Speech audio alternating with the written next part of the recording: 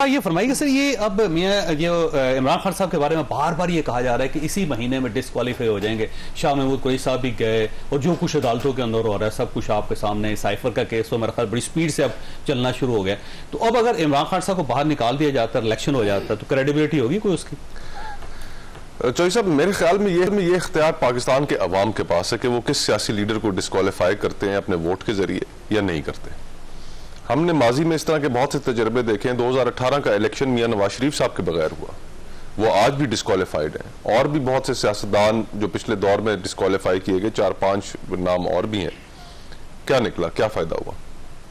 हर दौर में बात होती है -1 की, ठीक, कि जो शख्स आपको काबिल कबूल नहीं रहता उसके लिए फिर आप माइनस का फॉर्मूला ले आते हैं कि यार इसको निकालो। ठीक, ये इख्तियार पाकिस्तान के आइन ने जिस बुनियाद पे ये आइन खड़ा है कि हुक्मरानी अल्लाह की होगी और खुदाए बुजुर्गों बरतर के बाद ये इख्तियार पाकिस्तान के अवाम के पास है कि वो किसको अपना हुक्मरान बनाते हैं। ये क्यों आप इख्तियार उन्हें एक्सरसाइज करने नहीं देना चाहते? ठीक है, तो आपका ख्याल है अदालतें इस्तेमाल हो रही हैं? अदालतें पाकिस्तान की पूरी तारीख में हमेशा इस्तेमाल हुई है। कौन सा ऐसा पीरियड था जिसमें नहीं इस्तेमाल हुई?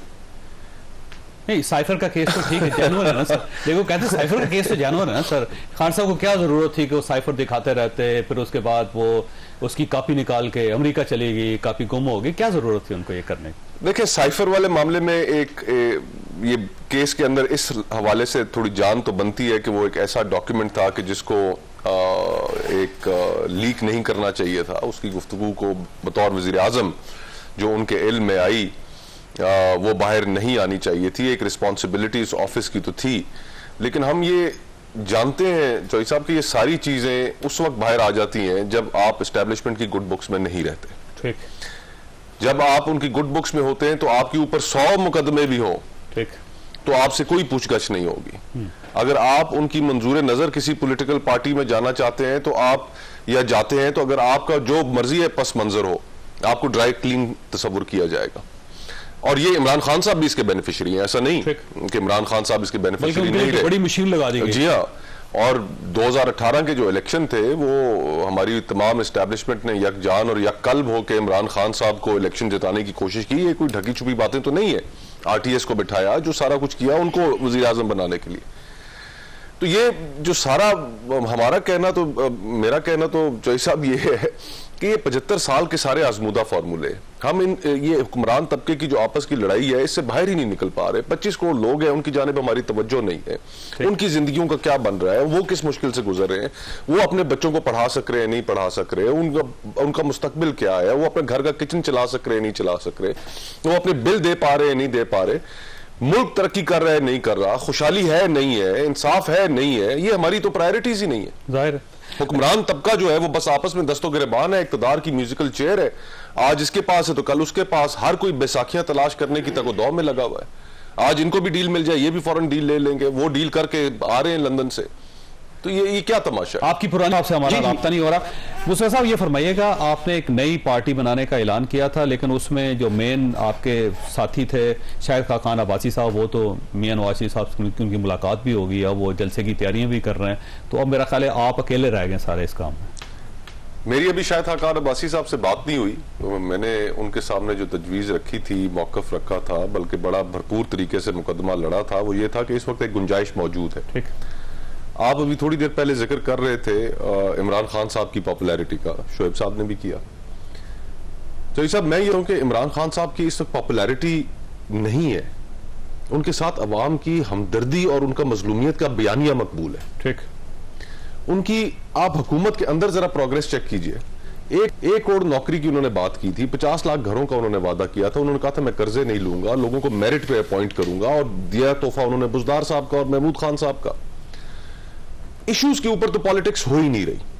अवाम के जो इश्यूज हैं उनके ऊपर कोई गुफ्तगू नहीं है। आज बिलाशुबा अगर फ्री एंड फेयर इलेक्शंस होते हैं तो इस बात का कभी इम्कान है कि इमरान खान साहब की जमात को ठीक ठाक वोट मिलेंगे, पॉपुलैरिटी मिलेगी, अक्सरियत मिलेगी। पीटीआई कह रही है 2/3 अक्सरियत ले जाएंगे। 2/3 तो खैर डिबेटेबल बात है, लेकिन पॉपुलर तो लेकिन अब गुजारिश ये कि अवाम के इश्यूज के ऊपर क्या गुफ्तगू है। पाकिस्तान की तारीख में कोई एक वजीर आजम ऐसा नहीं है जिसने अपनी मुद्दत पूरी की हो। ठीक, जो भी हुकूमत से निकलता है वो अपनी मजलूमियत का बयानिया लेके अवाम के पास चला जाता है और फिर अवाम उसके साथ खड़े होते हैं। कि हाँ इसका हक था, इसको गलत निकाला गया, अवाम उसके साथ खड़े हो जाते हैं। फिर अवाम के इश्यूज के ऊपर कौन दोबारा गया लोगों के पास? ठीक, लोगों को कब आपने ये फैसला करने का मौका दिया कि हाँ इसकी हुकूमत के अंदर प्रोग्रेस ठीक थी या नहीं थी? अगर इमरान खान साहब की हुकूमत चलती रहती, या अगर जो इत्तेहादी थे जिन्होंने 16 महीने हुकूमत की, मेरा ये मौकफ था कि इन्हें फॉरेन इलेक्शंस में चले जाना चाहिए था। अगर फॉरेन इलेक्शंस में चले जाते तो उस वक्त भी इनको ये मजलूमियत का बयानिया इनके उनको टेल विंड्स ना देता और आज सूरत हाल मुख्तलिफ होती। तो हमें इस सियासत का जो बिगाड़ है, जो चेहरा मस्क हो चुका है, उसको भी तो ठीक करना है। तो आप अपनी सियासी जमात अब भी बना रहे हैं आप?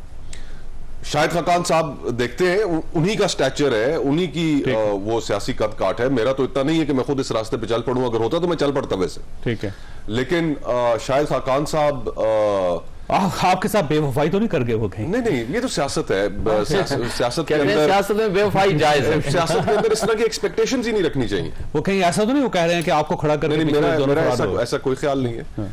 और वो खुद इस बात को समझते हैं कि जो सियासी पार्टियों का फेलियर है, वो कई दफा इसका बात का खुद इजहार कर चुके हैं कि पॉलिटिकल पार्टीज बशमूल उनकी जमात नून लीग एक पॉलिटिकल फेलियर का मुजाहरा करी। जो 16 महीने गुजरे हुकूमत में, वो किसी तरीके से भी जस्टिफाइबल नहीं है। कल का जलसा देखें जो पतली गली के अंदर किया गया, वो किस तरह, क्या लाहौर के अंदर अगर पाकिस्तान मुस्लिम लीग नून के ये जलसे हैं, हाँ, तो उससे आप अंदाजा लगा लें कि उनके अवाम के अंदर कितनी मकबूलियत है।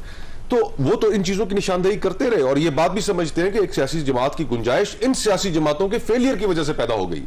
ठीक है, तो ये इस बात से एग्री तो वो है। अभी देखते हैं, उनसे बात करते हैं कि क्या उनका मौकफ है। अच्छा, वैसे इस सारे इशू के अंदर अब सूरत हाल है कि अगर आप एक सियासी जमात बना भी लें, अब फर्ज करें आप बना भी लें, तब भी आप इलेक्शन तो नहीं लड़ सकते, क्योंकि आपकी तो जमात अभी रजिस्टर्ड ही नहीं हुई।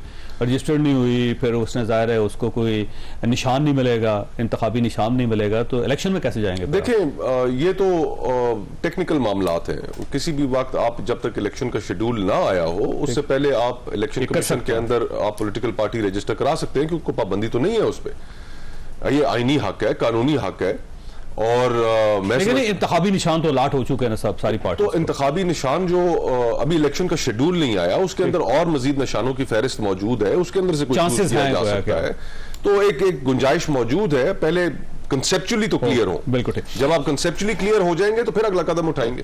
अच्छा शोर साहब, ये आप सुलह क्यों नहीं करते जी? वैसे सियासत के अंदर जैसे देखे मुस्तफा नवाज खोखर साहब की बड़ी क्लियर बात है, वो कहते हैं जी मिल मिला के चलना चाहिए, और अगर आपके पास स्पेस भी होनी चाहिए, कोई जा रहा है जाना चला जाए, कोई आ रहा है आ जाए, तो आप इन सियासी जमातों के साथ क्यों नहीं बैठते? आप स्टैब्लिशमेंट के साथ डायलॉग क्यों नहीं करते ताकि मसले खत्म हो?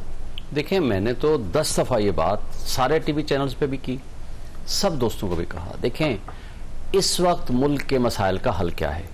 क्या इस लड़ाई झगड़े जो आपने फरमाया है ये हमारे मुल्क का मसाइल का हल है? क्या इस मुतनाज़ा इलेक्शन के नतीजे में आने वाली जो हुकूमत है वो इन मुल्क के मसाइल का हल कर पाएगी? नहीं कर पाएगी।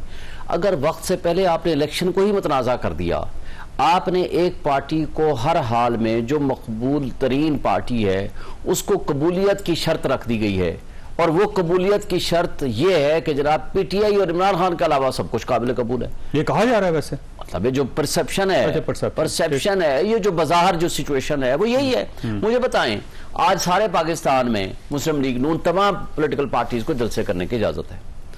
हुआ ना हमारा क्रक में, तो पीटीआई सीधी गोलियां मारी, हमारे लोगों को सीधी गोलियां मारी। किसने? रेंजर्स ने और पुलिस ने वहां